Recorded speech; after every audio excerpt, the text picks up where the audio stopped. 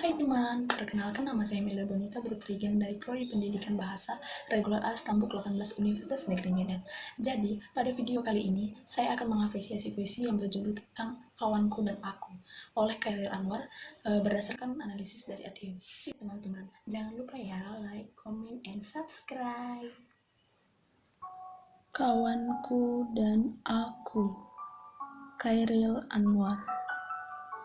Kami jalan sama, sudah larut menembus kabut.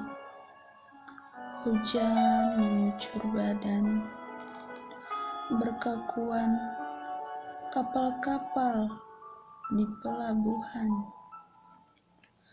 Darahku mengental pekat, aku tumpat pedat. Siapa berkata, kawanku hanya rangka saja, karena deram mengelucak tenaga. Dia bertanya jam berapa, sudah larut sekali, hingga hilang segala makna, dan gerak tak punya arti.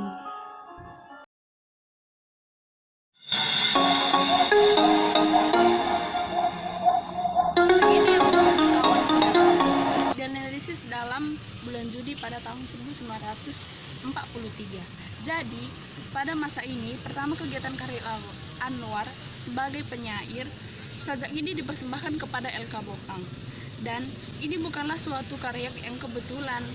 Dalam hal ini, saya mulai dengan makna keseluruhan sajak ini. Dalam bait akhir, kita temui beberapa kata atau ungkapan kunci. Hilangnya makna, tak punya arti, larut, dan dari kata ini kita memahami kata rangka yang melambangkan maut. Demikian pula darah mengental, melambangkan hidup yang akan berakhir.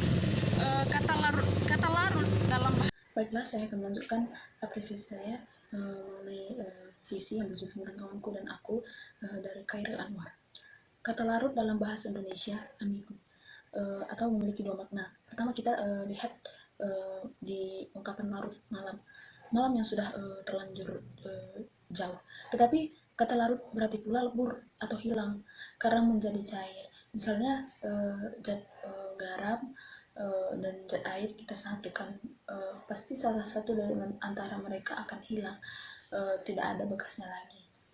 Larik atau baris ketiga, hujan mengucur badan, yang tinggal hanyalah rangka, tetapi dagingnya hidup, tetapi sudah lebur dan sudah hilang. Selanjutnya ada larik lagi yang mengejutkan, misalnya berkakuan kapal-kapal di pelabuhan. Tiba-tiba kita dihadapkan dengan kapal-kapal. Apakah hubungannya? Apakah hubungannya hanya berfungsi untuk membayangkan suasana tertentu? Nah, di sini sebenarnya mereka tidak berlaku lagi seperti seharusnya kapal itu berlaku. Di sini mereka berkakuan, tidak bergerak lagi. Sebuah lambang yang meramalkan suatu keadaan yang buruk. Lalu diperkuat lagi dengan adanya larik darahku. Nah, lambang kekuatan dalam hidup yang sebenarnya mengalir walau hanya luka saja. Lalu di sini mengetal pekat, menjadi seperti susu kental, seperti tidak bisa mengalir lagi, keadaan yang mengakibatkan maut.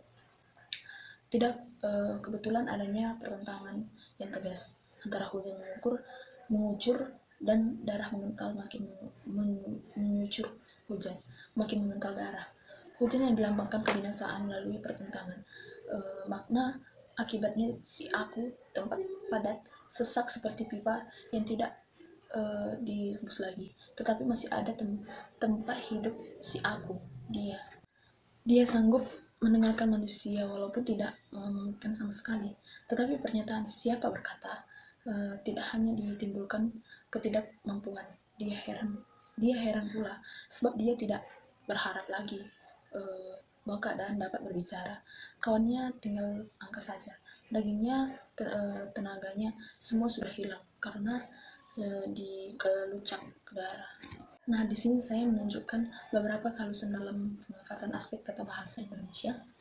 Dalam sejak ini tertentu ada 4, yaitu menembus, mengucur, mengental, dan mengelucak. Sudah menjadi jelas pula bahwa lirik ini tidak hanya berfungsi untuk membayangkan suasana muram.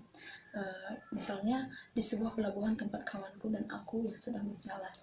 Jadi, menurut buku ATW yang sudah diapresiasi, puisi karya Chairil Anwar ini memang sudah baik dilihat dari aspek tata bahasa dan berdasarkan pengalaman bahwa Chairil Anwar pernah mengajukan puisi kepada El Kabona. Begitulah yang dapat saya sampaikan hasil apresiasi dari ATW. Semoga video ini bermanfaat. Terima kasih.